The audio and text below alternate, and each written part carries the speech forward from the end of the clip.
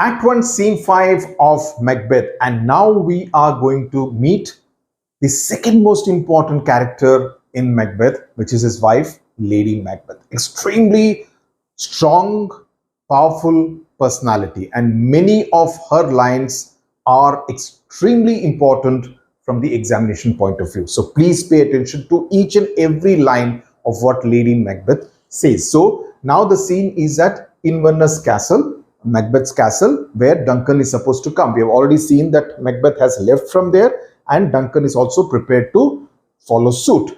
So enter Lady Macbeth and she's reading a letter. I mean, I don't understand the kind of postal system that was there at that time.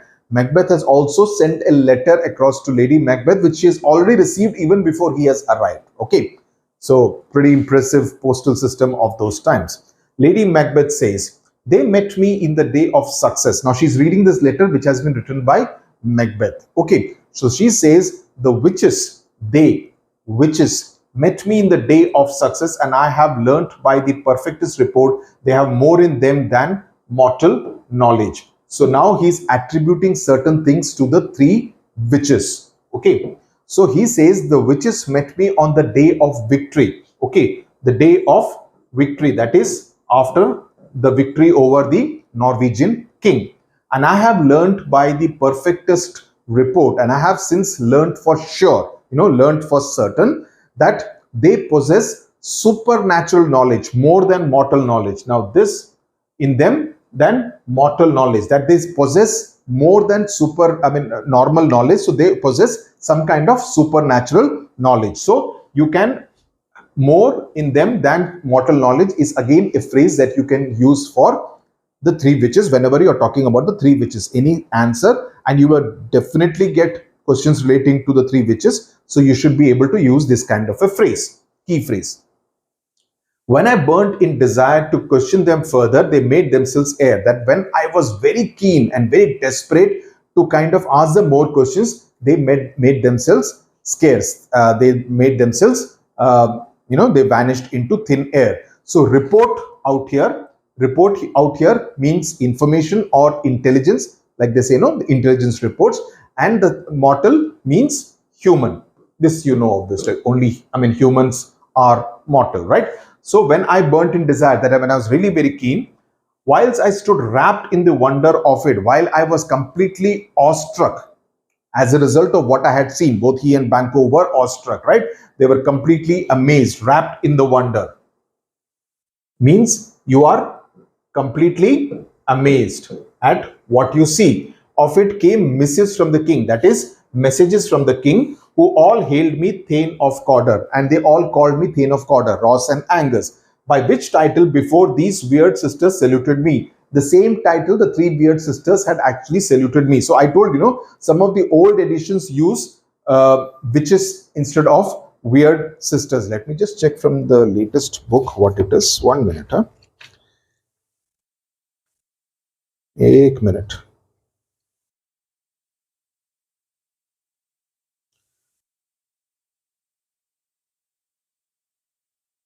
In the new edition also, it's three weird sisters only, which is what I said, that Shakespeare had used the word three weird sisters also for the three witches. So these three weird sisters saluted me and referred to me on the coming of time with hail, king that shall be. And then they later on went on to say that I will be the future king, referring to me as the future king. So he's telling her exactly what had happened, and you and I are already aware of it. This have I thought good to deliver thee. This I have kind of considered that this is extremely important for me to kind of convey to you, which is why I'm writing this letter to you. Okay, so coming on of time means the future, that what will happen. Coming on of time means in the future, refer to me or the future with hail, king that shall be, that you shall be king in the future. Now Macbeth, now this is important. Now out here, Macbeth is referring to Lady Macbeth as my dearest partner of greatness. This is an extremely important phrase, because another question that you could possibly get is to talk about the relationship between Macbeth and Lady Macbeth. And there are several interactions between the two, especially Act 1, Scene 7, right? Which is just between Macbeth and Lady Macbeth. Very important scene. So this phrase, key phrase, please make sure that you use it whenever a question comes relating to the relationship between Macbeth and Lady Macbeth. That thou mightest not lose the dues of rejoicing by being ignorant of what greatness is promised thee. So what he is saying is that, my dearest partner in greatness, so that you are not ignorant of the greatness and therefore not celebrate and rejoice. So keep it close to your heart and farewell. So he says, I wanted to tell you these things because it was important, because you are my dearest, greatest partner in greatness, so that you are not ignorant of the greatness and therefore you are not celebrating, though not mightest not lose the dues of rejoicing by being ignorant of what greatness is promised thee. So he's saying greatness is promised thee, lay to thy heart and farewell. So keep it to yourself and farewell. Okay, so keep this close to farewell. So she's saying that, you should not, what he's saying is that, because it's a slightly confusing kind of line,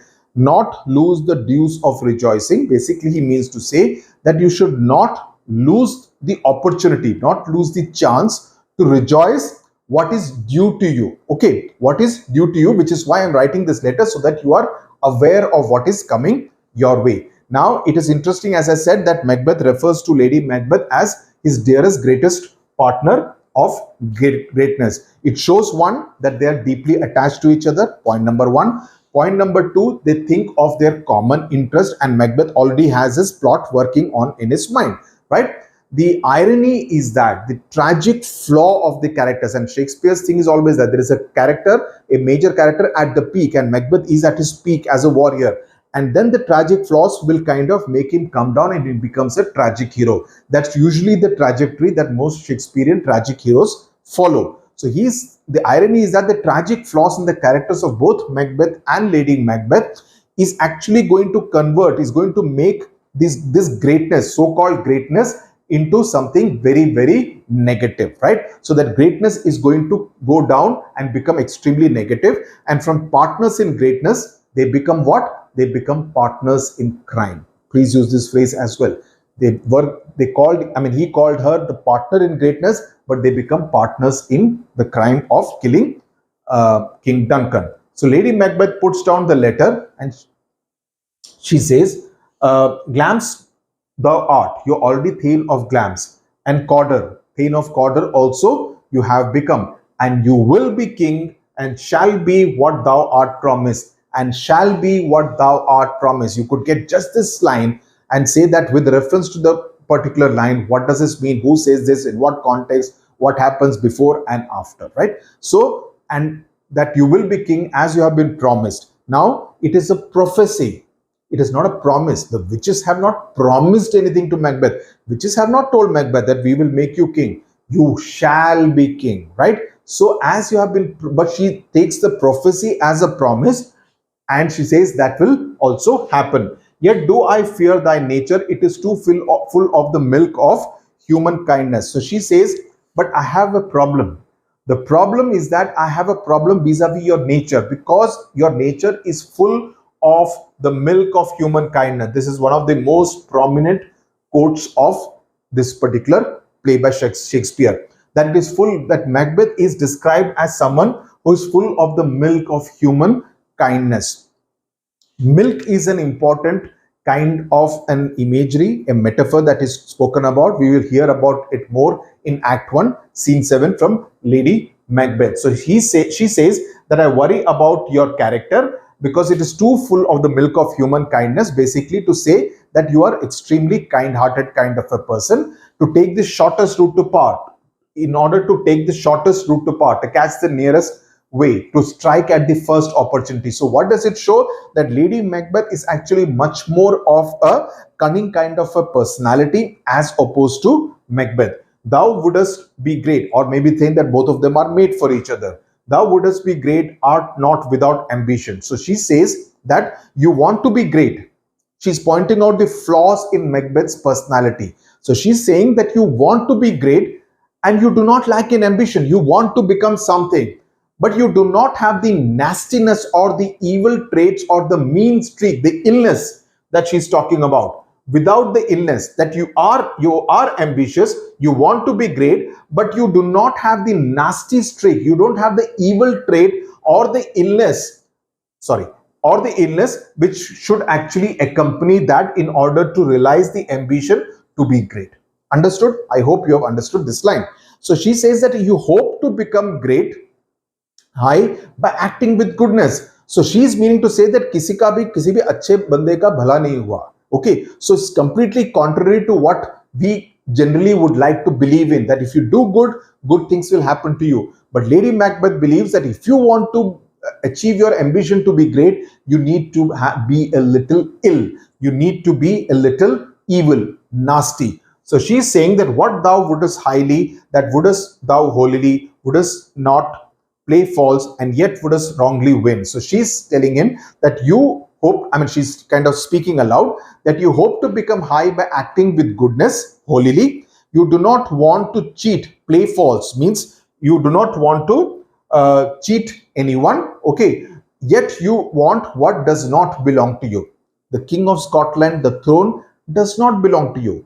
After Duncan, it will go to Malcolm, though she's not aware of it right now. But after Duncan, it will go to Malcolm. But even assuming that it is Duncan, it is not yours, right? So, but you want that, but you will not do anything which is necessary to achieve that. You want to achieve that with basic goodness. Okay, so great thane of glams, great glams, that which cries, thus thou must do if thou have it, and that which rather thou dost fear to do than wishes should be undone. So she's saying that you want to have something which you are too afraid to do.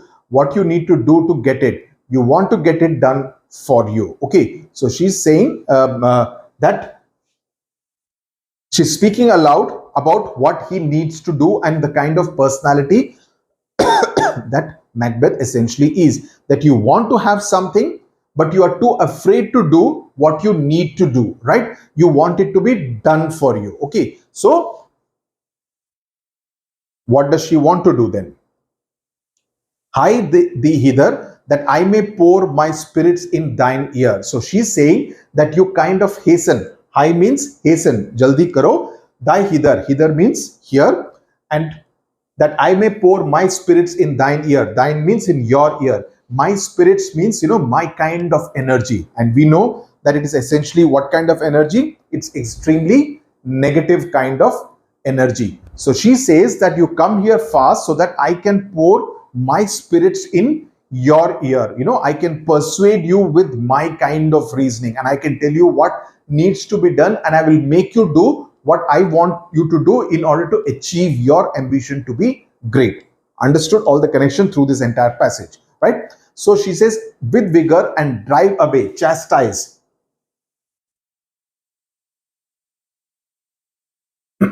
And chastise, okay, with the valor of my tongue, that I have powers of persuasion with my tongue, with my ability to speak in a persuasive manner, all that impedes thee from the golden route, all that is kind of obstructing you, all that is stopping you. Impedes means stopping you, obstructing you, which fate and metaphysical aid doth seem to have thee crowned withal. So she's saying which fate and the supernatural, the metaphysical means the supernatural, help both seem to have chosen you as the king. So there is some kind of a thing which is already happening. You just need to take that step in order to achieve that. And I will ensure that I will be able to persuade you to do whatever is necessary in order to achieve what the supernatural has already, in her words, promised you. Okay. So according to Lady Macbeth, Macbeth's fears, that is his personality and the milk of human kindness, prevent him from doing anything ill, even when the end result would be to Macbeth's advantage. That is her analysis of Macbeth's personality, and it is true to an extent. We will again see that in Act 1, Scene 7. Act 1, Scene 7, I'm again repeating, is extremely important. It's very significant. So Macbeth and a messenger enters, and Lady Macbeth asks him what news he has. Says the king comes here tonight. So Lady Macbeth says, thou art mad to say it. Is not thy master with him? Who, were it so, would have informed for preparation? So he says, the king comes tonight. So you're crazy to say, isn't Macbeth with the king? He would have informed me beforehand so that I can prepare for the king's arrival. Messenger says, so please you, it is true, our Thane is coming. One of my fellows had the speed of him, who almost dead for breath, had scarcely more than would make up his message. So he says that I beg your pardon, but it is true, our Thane, Macbeth, is coming. One of my fellow servants raced ahead of him, had the speed of me, was faster than even Macbeth, and arrived so out of breath that he could barely come out with the convey the message. He could barely convey the message. So it is true that Macbeth is coming. I mean, the king is coming. Lady Macbeth said, give him tending, he brings great news. So she says that, take care of him. Tending means take care of him, he brings great news. So the messenger announces Duncan's, the raven himself is hoarse that croaks the fatal entrance of Duncan upon under my battlements. Come you spirits. So the moment she hears that Duncan is coming to their castle, to their home, to their castle, palace and castle are slightly different. Castle is used more in a British kind of a context. British, Scotland. Scotland has beautiful castles even today. So does England. So he says that the messenger announces Duncan's fatal entry into my castle, just like a hoarse raven. Now, raven is a bird which looks pretty much like a crow, black in color with a similar kind of a sharp beak. But the beak is a little longer in the case of a raven. Okay, and it was supposed to be an ill omen, and it's supposed to be foreboding death, in indication of death. Raven, crying horse. So Lady Macbeth is comparing the breathlessness of the messenger, that he was almost like a raven, to the croaking of a raven, and that it is actually the harbinger of bad news. So her mind is already working overtime. So she says that, come on spirits that aid in murderous thoughts. Okay, come you spirits that aid tend on mortal thoughts. That is, mortal means human thoughts. That is, murderous thoughts. Mortal means, a human is mortal. That's something which will die, who will die. Unsex me here and fill me from the crown to the top full of direst cruelty. Very important lines of Lady Macbeth.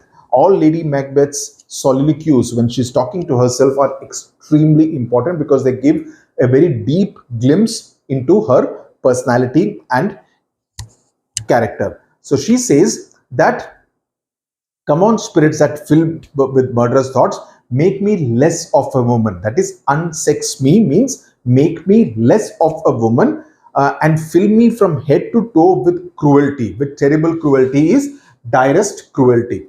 Direst cruelty. Why is she saying that? Because a woman, traditionally speaking, is supposed to be the kind of, a representative of kindness, of someone who is a little soft. But she wants to now remove that womanly self from her and make herself into someone who is capable of doing something extremely cruel and violent, which is why she says, unsex me here. Okay, make thick my blood, stop up the access and the passage to remorse. So she says, let my blood be thickened, thicken my blood and block my veins, so that I feel no regret or remorse, so that the natural instincts of compassion and kindness can hinder my savage, my cruel plans, or prevent me from accomplishing them. So she wants that, there should be nothing positive in her soul and body which can prevent her from carrying out the most violent and cruel task. Obviously, she's referring to the murder of King Duncan inside their castle at Inverness. So she says, make thick my blood, stop up the access and passage to remorse, that no compunctious visitings of nature shake my fell purpose, nor keep peace between the effect of and it. Come to my woman's breast and take my milk for gall, you murdering ministers, wherever in your sightless substances you wait on nature's mischief. So she's saying that demons of murder, murdering ministers, come to my chest and take away and convert my mother's milk into gall as in bile. Okay, so it's obviously not something which is can be drunk. So she says, no matter where you hide, invisible and unseen, which is sightless. Sightless is invisible or something which cannot be seen, and ready to cause harm, nature's mischief. That is, it is ready to cause harm. So she's invoking all the evil spirits. She wants herself to be converted, physical sense, right? Even an emotional sense, she wants her to be converted, and she's invoking all the evil spirits which can kind of aid her in this difficult task of carrying out an extremely violent murder, right? So that's what she wants her to be completely there, because only when she's completely in that zone, she can also manipulate Macbeth's mind, who she feels is full of the milk of human kindness. Understood? So she's trying to unsex herself, remove the milk from her breast and fill it with gall, right?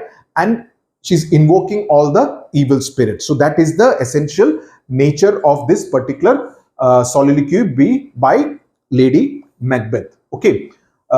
Come thick night and pall thee in the dunnest smoke of hell, that my keen knife see not the wound it makes, nor heaven peep through the blanket of the dark to cry, hold, hold. So she says, let thick night come. Again, darkness associated with something which is very evil, and cover the night in the darkest. Dunnest means darkest smoke of hell, so that my sharp knife, keen as in, the sharpness of the knife, cannot see the wound it makes. Even the sharp edge of the knife cannot see the wound it makes, because the night should be so dark. The night should be so dark that even the edge of the knife, which is going to be in contact with the skin of the person, is not able to see the kind of wound it makes. So look at the power of the language that Shakespeare has used. So that heaven cannot peep through the blanket of dark and cry no stop. So that no positive force can actually, so she's invoking hell. So she doesn't want heaven to peep through the blanket of darkness of the night sky and say that, no, Lady Macbeth, stop, ruk jao, don't do that. So she doesn't want any kind of positive influences while she's committing the dark deed. And at that precise moment, Macbeth enters. Great glams, worthy Cawdor, greater than both, by the all hail hereafter. So you see, the interesting part is that she refers again to the phrase all hail. Who is to say all hail? The three witches. So every time you repeat that, Shakespeare wants the reader and the audience to be able to connect. Witches ne kaha tha, then they said it before Macbeth, and now Lady Macbeth is also saying. So they all are getting influenced by the negativity of the evil spirits of the three weird sisters, right? So the process of her degradation as a person has also truly begun. Okay, these are all indications of that, very subtle or perhaps not so subtle indications of that. So Lady Macbeth says, great glams, worthy Cawdor, greater than both, by the all hail hereafter. Thy letters have transported me beyond this ignorant present, and I feel now the future in the instant. So the letter which has been sent by you, letters, I think the word letters has been used because she's referring to the words in the letter, right? Has transported me from the present, okay, moment's ignorance of what will happen in the future, that now I feel the future in the present instant. That is, in the present, I would normally not know about the future, right? But the letters have transported me to the future, that they actually, I can feel the future in the present moment, right? So that has been the effect of the letter that you sent. Macbeth says, my dearest love, Duncan will come here tonight. Lady Macbeth says, and when he goes from here? He says, tomorrow. That's what the plan is, that he will leave tomorrow. Lady Macbeth says, oh, never that shall sun that morrow see. So that he will never be able to see, that day will never come, that never, he will never not be able to see the sun of tomorrow.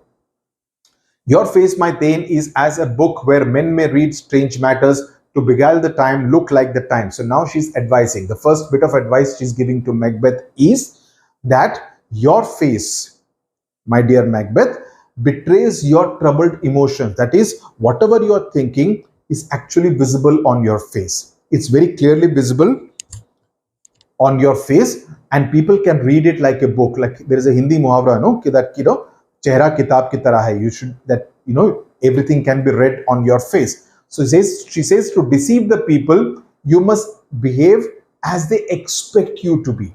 That is, don't let what you are thinking to show on your face. So she's asking him to wear a mask of deception. So she says you must appear as they expect you to be. Greet the king with a warm expression, right? Welcome in your eye, your hand, your tongue. Look like the innocent flower, but be the serpent under it. That, you look like the flower, but you should actually be like the snake that is hiding under the flower, right? Camouflaged.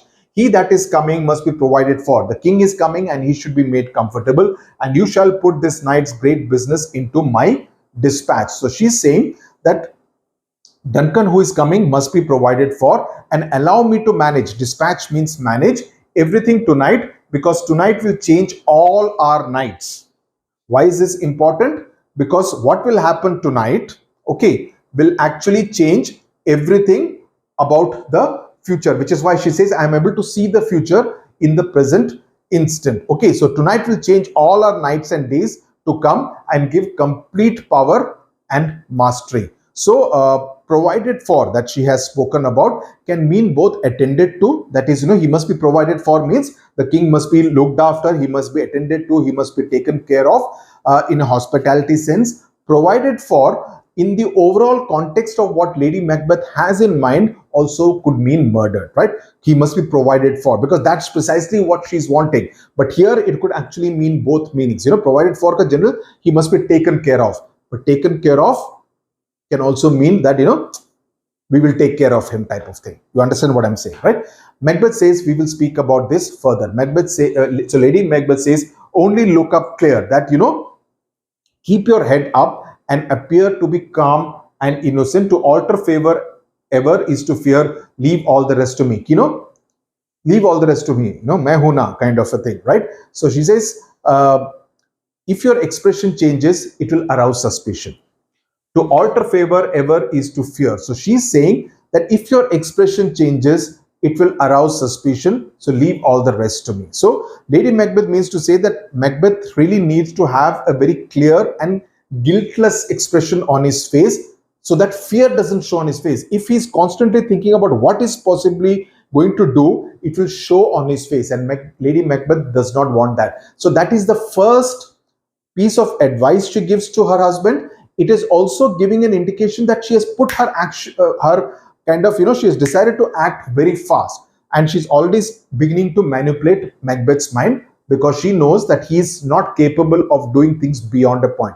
He has the ambition, he wants to be great, but he will not do things which are needed for that. The illness does not come with that. He is full of the milk of human kindness.